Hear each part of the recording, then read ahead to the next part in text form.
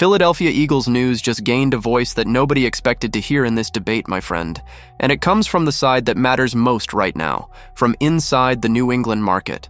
One of the most respected writers covering the Patriots published an analysis openly arguing that the team should pay more than market value to land A.J. Brown, and the arguments he builds in that piece are exactly the kind of reasoning that changes the course of a negotiation. When a writer from the buying team's side publicly says the price the seller is asking is worth paying, the cards are on the table in a way that Howie Roseman is certainly reading very carefully.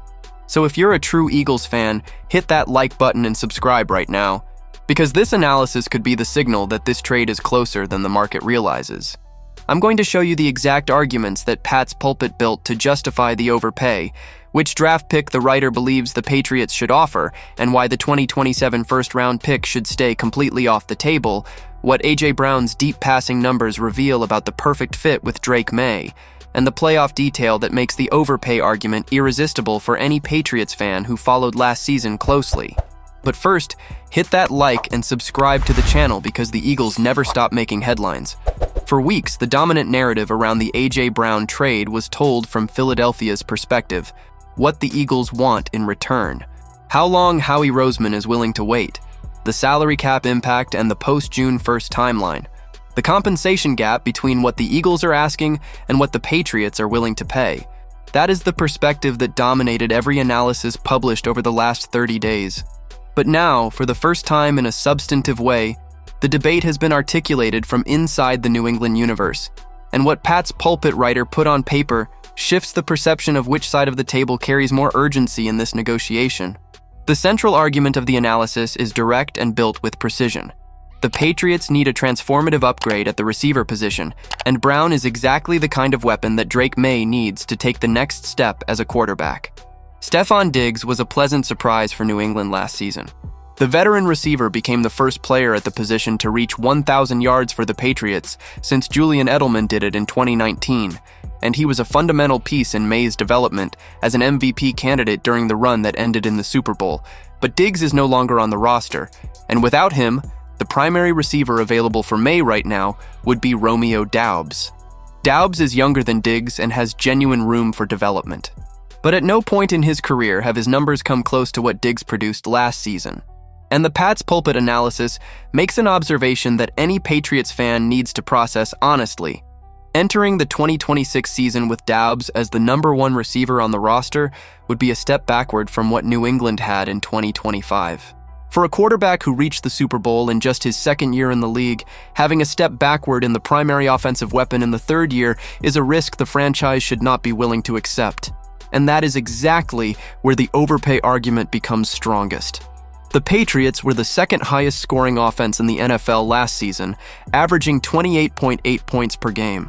But in the playoffs, the numbers revealed the fragility that exists in New England's attack when the pressure increases. Yards per pass attempt dropped from 8.9 during the regular season to 6.9 in the playoffs, a decline of 22.5%. And the scoring that was dominant across 17 weeks did not sustain itself when opponents had more time to build their game plans. What was missing in the Patriots' playoff run? Exactly what A.J. Brown represents. A receiver capable of winning man coverage consistently, of getting open in critical situations when the offense is dead in the water, and of making the kind of individual play that turns a potential incompletion into a touchdown and a touchdown into a victory. That is the receiver profile that Drake Maye does not yet have alongside him, and Brown's deep passing numbers make this argument even more precise. During his years in Philadelphia from 2022 through now, Brown accumulated 75 receptions and 18 touchdowns exclusively on passes that traveled 20 or more yards through the air. 18 touchdowns on deep routes is an elite number that very few receivers in recent league history have managed to accumulate. Brown is not just a slot receiver who lives in the short space. He is a genuine vertical weapon that forces defenses to make impossible decisions about where to place the free safety. And the fit with Maye is what makes this combination truly exciting from a technical standpoint. The Patriots quarterback finished last season ranked first in the entire NFL in expected points added per deep ball attempt, with a 50% completion rate on downfield throws. Maye is exceptionally precise and efficient in the deep passing game for a quarterback with just 2 years of experience. Now imagine a receiver who is one of the best deep targets in the league alongside a quarterback who is the most efficient in the world in that same dimension of the offense. That is the kind of partnership that instantly becomes the most feared in the league. So what exactly is the proposal that Pats Pulpit defends? The analysis is clear. The 2028 first-round pick is the fair price for A.J. Brown, and the Patriots should be willing to pay that value. But the writer also drew a line he considers untouchable. The 2027 first-round pick should not enter the negotiation. And the argument for that distinction is solid. The 2027 pick carries a real risk that the 2028 pick does not carry to the same degree. New England just lost the Super Bowl last season and is in a competitive window that could compress quickly depending on how the 2026 draft class develops the rookies around the roster. Surrendering the 2027 pick means potentially giving up developmental capital at a moment when the team has not yet confirmed it is capable of sustaining the elite level needed to be a genuine title favorite. The 2028 pick, on the other hand, is far enough away that the risk is calculable, and close enough to remain a high-value asset for the Eagles in the context of the Jalen Carter, Quinyon Mitchell, and Cooper DeJean extension negotiations. On the financial side, the writer also points to a variable that could facilitate the agreement for New England. Brown's 2026 cap hit of $23.4 million could be drastically reduced if the Eagles absorb portions of the bonuses attached to the contract.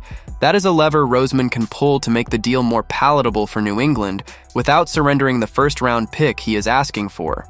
If Philadelphia agrees to absorb a portion of the signing bonus, Brown's cap hit for the Patriots drops significantly, reducing the financial impact of the trade on New England's salary cap and making it easier to absorb the new contract. ESPN insider Adam Schefter went further by saying that finalizing an agreement will not be hard, and that the deal could include the Patriots delivering a 2028 first-round draft pick to the Eagles. Schefter is the reporter with the most accurate track record when it comes to major NFL transactions. When he uses the expression, "it will not be hard to finalize," he is not making a vague prediction. He is signaling that the general outline of a deal already exists, and that what remains is simply the final alignment of details. The combination of these two signals, a New England insider writer arguing the overpay is worth it, and Adam Schefter saying closing the deal will not be difficult, creates a context in which the A.J. Brown trade to the Patriots feels more imminent right now than at any other point in this entire offseason. The post-June 1st window is open. The dead cap hit dropped from $43.5 million to $16.3 million. And on New England's side, the internal narrative is being built to justify a price that just weeks ago seemed prohibitive.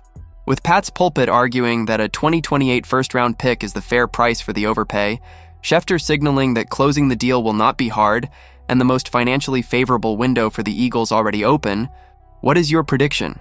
Does this trade happen before training camp with the 2028 first-round pick as the central asset in the return, or does Roseman still find a way to extract more value than any current analysis is anticipating? Leave your opinion in the comments. Don't forget to hit that like and subscribe to the channel. I'll be back later with the latest Eagles news.